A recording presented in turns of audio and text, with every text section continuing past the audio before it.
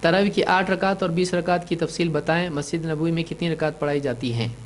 تراویح کی 8 رکعت اور 20 رکعت کی تفصیل تو مشکل ہے، اختصار ممکن ہے۔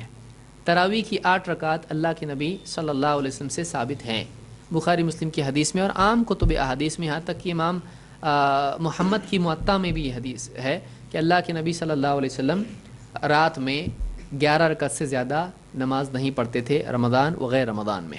اسی طرح سے موطا امام مالک کی ہے، اس میں عمر رضی اللہ تعالیٰ کے بارے میں روایت ہے کہ انہوں نے حکم دیا تمیم الداری اور ابی بن کعب کو کہ وہ لوگوں کو 11 رکعت پڑھائیں۔ اس کے علاوہ بھی روایتیں موجود ہیں، ابن حبان کی اور اسی طرح سے ابن خزیمہ کی روایت میں حضرت جابر کی روایت ہے، اللہ کے نبی صلی اللہ علیہ وسلم نے ان 3 راتوں میں 11 رکعتیں پڑھائی تھیں، اور بھی اس کے علاوہ دلائل دیے جا سکتے ہیں۔ تو اس سے یہ 8 رکعت یعنی 11 رکعت کی دلیل ملتی ہے۔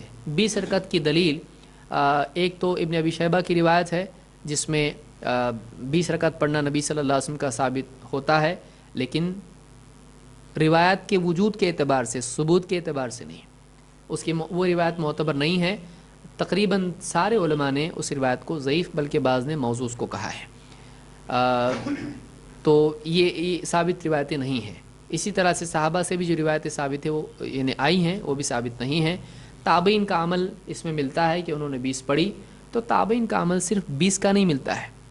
امام عینی کہتے ہیں، علامہ عینی جو حنفی مانے جاتے ہیں، وہ کہتے ہیں اپنی کتاب عمدۃ القاری میں، اس میں کافی اختلاف ہے اور امت میں 10 قول اس کے ہیں، 11 بھی ہے، 16 بھی ہے، 20 بھی ہے، 24 بھی ہے، 28 بھی ہے، 36 بھی ہے، 39 بھی ہے، 41 بھی ہے، 47 بھی ہے۔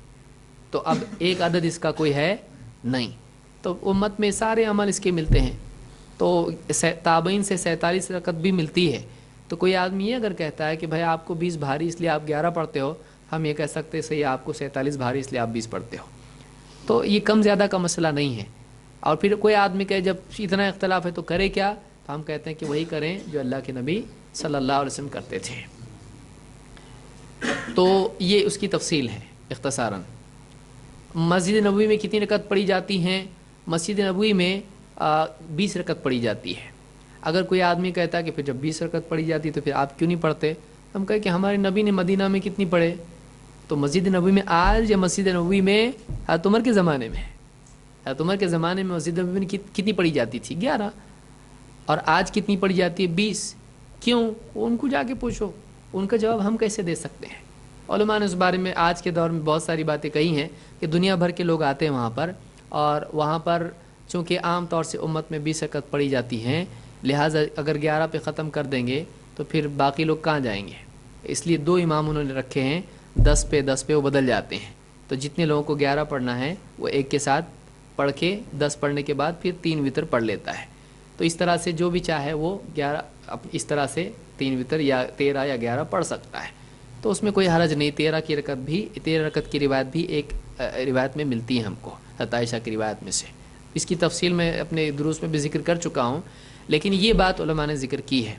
اگر کوئی آدمی کہتا نہیں جب مدینہ میں وہ ہے تو وہ حق ہے، تو پھر مدینہ میں عید کی نماز میں کل ملا کے 12 تکبیرات ہوتی ہیں، تو جو آدمی 20 مان رہا ہے وہ 12 بھی ماننا چاہیے، لیکن وہ نہیں مانتا ہے۔ مدینہ میں رفع الیدین بھی ہوتا ہے، نہیں مانتا ہے۔ آمین بالجہر ہوتا ہے، نہیں مانتا ہے۔ مدینہ میں نماز کے فرض نمازوں کے بعد اجتماعی دعا نہیں ہوتی ہے، نہیں مانتا ہے۔ پھر جو آدمی مدینہ کو دلیل بنائے وہ اپنے دل کے حساب سے نہ بنائے، پھر ساری چیزوں کو بنائے، تب بات سمجھ میں آئے گی۔ اپنی مرضی کی باتوں کو دلیل بنانا اہل ہوا کا طریقہ ہے، خواہش والوں کا طریقہ ہے، علم والوں کا نہیں۔ اور مدینہ کو دلیل بنانے کی بجائے مدینے والے کو دلیل بنائے تو کتنا اچھا۔